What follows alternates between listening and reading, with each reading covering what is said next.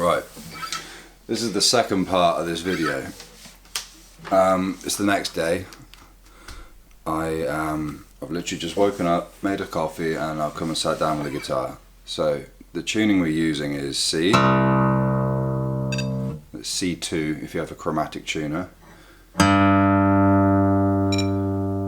G2.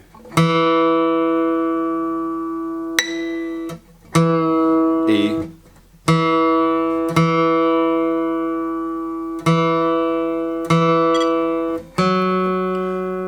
F sharp on the 4th string. It is F sharp, just trust me. G again, back to C. So you got C, G, C, G, E,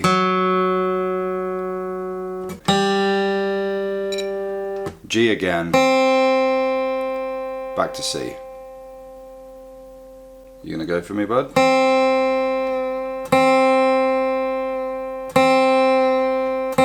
It's C. Sounds kinda nice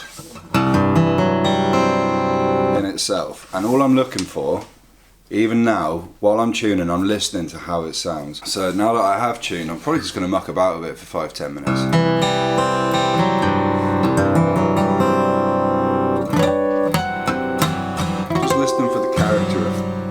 What the potential it has. Just whatever potential this sounds like it may have, I'm going to try and get that out eventually. And I will use stuff I already know. So I'll use techniques I already know, such as the regular chords. So let's do a G shape. It's going to sound bad because we're in a different tuning. But you've got to start somewhere. C sounds awful.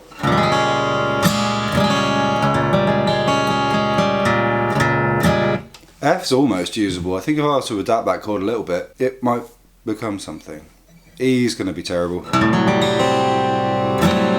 Weirdly enough, actually, that's probably the most musical out of all of them so far.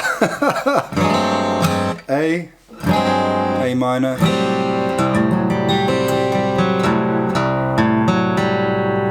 Let's keep E. I'll remember E. We'll remember E for another time. Now, when I turned the camera off last night, I did actually just try and find one chord that I knew would work. So, one chord that I found actually worked was if you bar with your index finger on the first 3 strings at the 5th fret. You can do that anywhere. That's essentially your power chord, right? Sounds like... I don't know what that sounds like.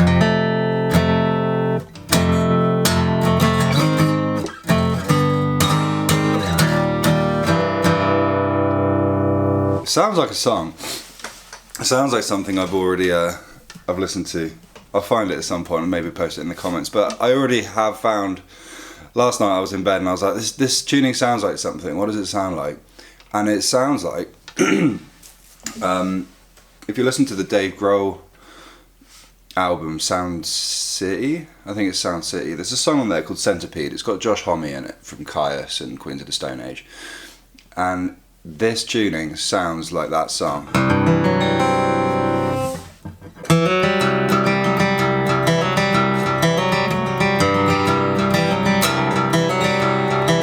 So I'm going to go away for 20 minutes and try and figure out what it is I can do with this. And then I'm going to come back and just show you roughly where I'll come up with. Alright, 5 minutes has passed and I figured this out.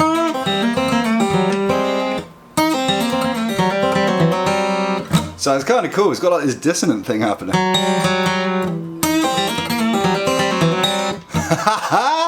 I like that, it's kind of sick. But also, you can then finish that entire lick with other techniques such as harmonics, which I use a lot of the time. If I'm honest, a lot of acoustic guitar players use harmonics. That's a nice resolution because it brings you back to home. Now, without using music theory, because that is a theory in itself. I mean, music theory is just a theory. I think that's why I don't like using it, because I'll make my own damn theory. I'm the one playing the guitar. You can finish that with a resolving chord. Now the guitar is already tuned to a chord, so whatever little dissonant minor thing I just played then, you could just end it with a 5th fret harmonic.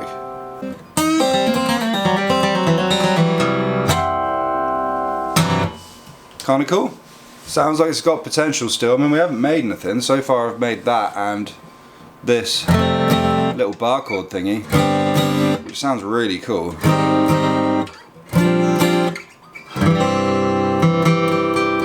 Now if you didn't know, if you don't know, this is your small amount of theory lesson we're going to do for this. One, have your own theory. The second thing is that this is basically a mathematical instrument.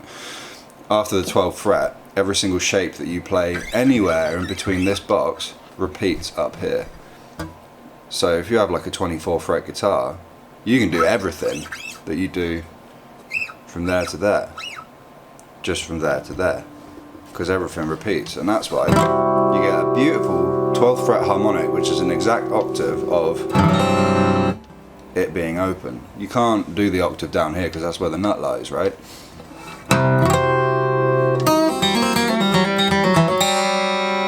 The only thing that you have to contend with when you're up here is that you've got all this extra string length to contend with. So you can't do that.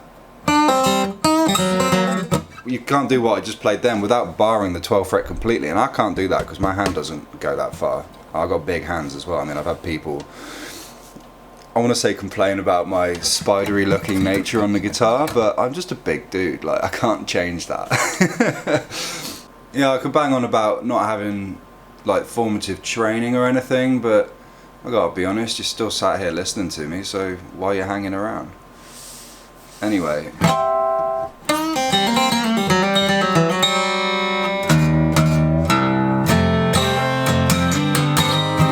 So that could be this thing, this could be a nice little... Yeah, I can hear that somewhere in a song. That could be like, once I've made an intro and then some basic chords with a melody over top, because I will do both at the same time. I do that a lot, so I use bar chords a hell of a lot. So you're going to see me at some point use this, and then I'm only using the first 3 strings here. This is an important point. Using the first 3 strings, I'm creating what is essentially the bass notes. So I'm a bass player at this point, and this hand is the drummer, because rhythm doesn't come from this one unless you're using hammer-ons and pull-offs and all that sort of stuff and doing all tappy shit, which I can't do. So anyway, at some point you're going to hear me use my 3 free fingers. They're going to be doing something up here, and what that is right now I have no idea, because I don't know the patterns.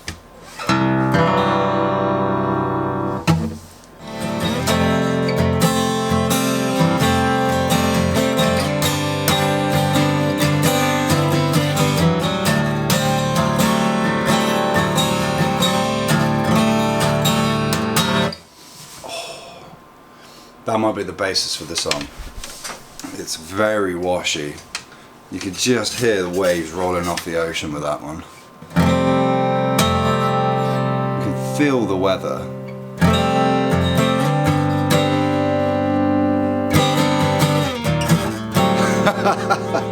Sometimes it likes to rain on you too. So there's a good start point. I like this a lot. I like this a hell of a lot.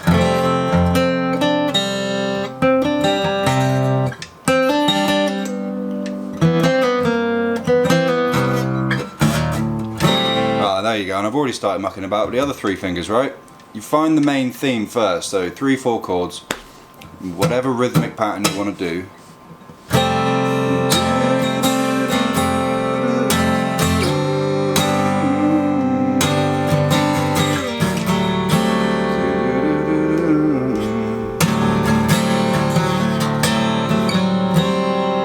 And I don't usually sing. I don't like singing. I don't like writing lyrics. I don't have any motivation to sit there and write lyrics. I like talking, as you can probably tell. But I like singing only when it's useful for me to do something with this. So, I mean, we started with that bar chord, right? Those 3 notes. What I'm adding there is on the, you know that string that we changed, the F sharp? So instead of the G, I'm now playing that up here. Now the interesting thing to note with that is that because we have drop tuned the entire guitar pretty much for the most part, that string is tighter physically than the other strings compared to the open C major tuning that we should have started with. So that note, because we've tuned 2 steps higher, is actually, it should be there in the original tuning. Now that chord wouldn't work for me because the way I bar the strings, the back of my finger would be muting that string, or it would be so much more difficult for me to play. And even saying that, if I just adapted and got over myself, which is also another interesting philosophical concept, that still's got some musical value in it too. Well, if I play it right next to each other, I bet we won't get much. It's still musical, there's something usable there. Whether I use it for this song or not, absolutely no clue. Right, so I'm noticing with this bottom chord, which I'm still going to use, is that I want to have this, that note play.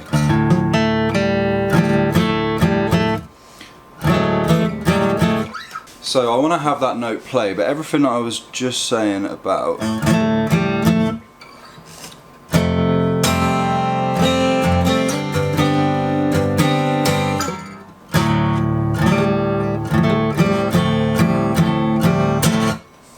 slight problem, call it a problem for now, because I don't quite know how it is that I am going to get around it.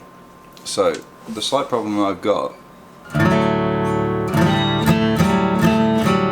is I want to have that note play, but when I bar that note, when I bar these 3 strings, that finger is below them, so I got a problem as to get around it so that note plays, because if I don't play it, it's going to sound musically wrong to me. So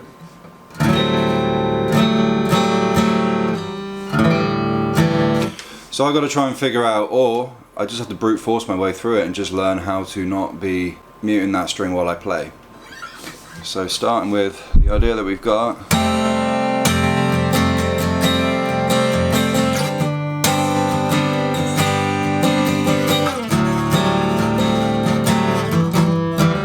That's going to take some practice.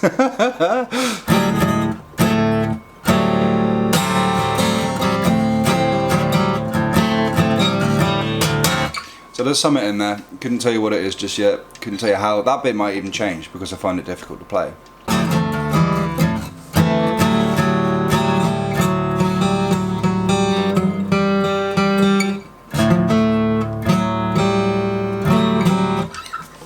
So right there, I've just figured out that that note that I'm aiming for is actually played on the next string. So I don't actually have to worry about even going to the 1st fret anymore.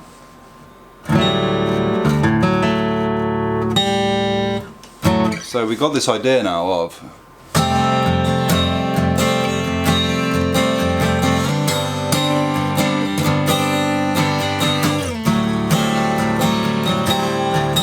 and that note's there now. So then using the back of this finger on that note, I can mute that string from playing. Happy days! And that one, the last one, that's in tune because the entire guitar is tuned to a chord. Now, I must stop myself there because I am playing rather difficult. If you're just starting playing, that might seem like an awful lot. So the beautiful thing about playing in open tunings is that you can use one finger to play a melody, and the guitar's already tuned to what I would call a static tuning. Now there's something I used when I was learning how to play solos on electric guitar was static backing tracks, and that would be someone's made a song in whatever that chord is. Let's make that in tune. Probably C major. Someone on YouTube has made a backing track in C major, but the entire backing track is just there's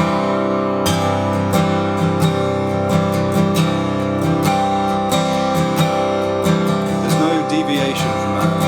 It's just that, so you can do whatever you want with it while you're trying to do a solo. And what I used that for was to try and learn the different.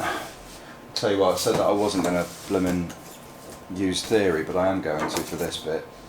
Essentially what I was doing was to use the first position, the Ionian scale, which is the major scale, to try and learn, call it C major, to try and burn that into my memory so that I figured out where the pattern was, I would just use that.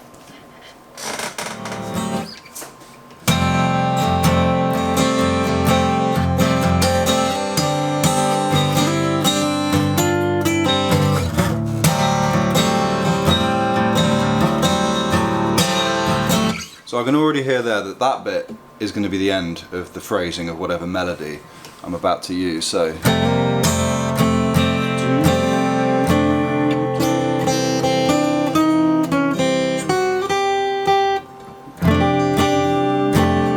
there's a chord there, but I can't hear the melody.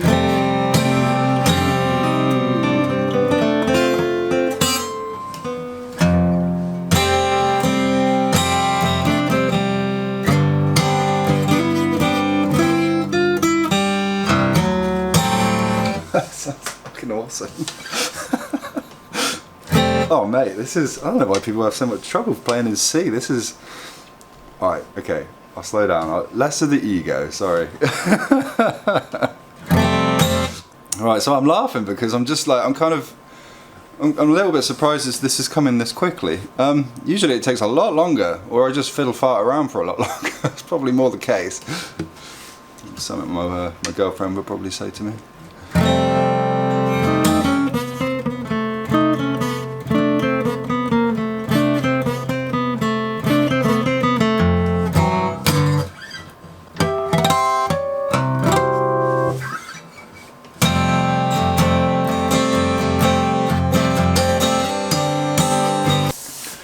Alright, so I've just gotten stuck into editing a little bit, and I'm saying that the video is like 17 minutes long, so I'm going to end it there.